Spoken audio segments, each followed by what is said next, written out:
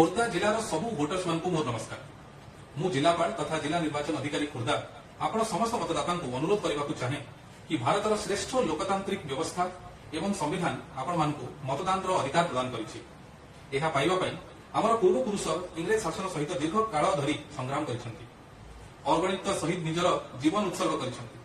से महान त्याग एवं श्रेष्ठ गणतांत्रिक परंपरार सम्मान रे समस्त मतदाता सबु परिस्थिति निजर मताधिकार प्रयोग करने दरकार। चलित 2024 साधारण निर्वाचन में भोटर हेल्पलाइन ऐप जरिया इलेक्टोरल रोल निजर क्रमिक संख्या एवं भाग संख्या जानिबार सुजोग रही। खोर्धा जिलार मो बूथ ऐप जरिया निजर पोलिंग बूथ को रास्ता निर्णय कर पोलिंग बूथ रे भिड़र स्थिति जानीपर। ग्रीष्म प्रवाह को दृष्टि रखी पोलिंग बूथ रे पानीय जल सरबत अपेक्षा गृह और शिशु मानक प्रेस व्यवस्था रही।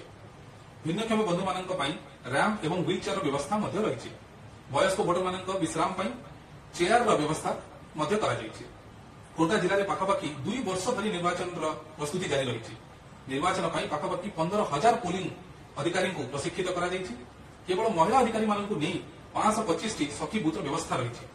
भिन्नक्षम बंधु मानक अधिकारी भाव में नहीं 8टी बूथ प्रस्तुत कर युव अधिकारी मानक नहीं 40 यूथ बूथ प्रस्तुत कर व्यतीत 384 मॉडल पोलिंग बूथ एवं इको फ्रेंडली बूथ निर्वाचन में देखिपारे। विगत निर्वाचन में आम खोर्धा मात्र 46% मतदान होता। मेनली भुवनेश्वर कन्स्टिट्युएंसीज रे आमे पोलिंग संख्या भोटर टर्नआउट संख्या बहुत कम देखा मिली। खोर्धार मतदाता माने कौन निजर और निज परिवार निज देशर भविष्य भोट दे पारिबे नहीं। निजर परिवार पड़ोशी सांगसाथी मानक मतदान प्रेरणा दे पारिबे नहीं। एथर आसतु समस्त सांगे धरी जाति धर्म वर्ण इत्यादि बंधन ऊर्ध्व को जाए भय लोभ किंबा चापर वशवर्ती न हो निज देश निजर संविधान सम्मान 25 मे रे निजर मतदान केन्द्र को जाइए निश्चय मतदान प्रयोग करवा। समस्ते खोर्धा जिलार भोटर्स मान पुणी थे मोर नमस्कार।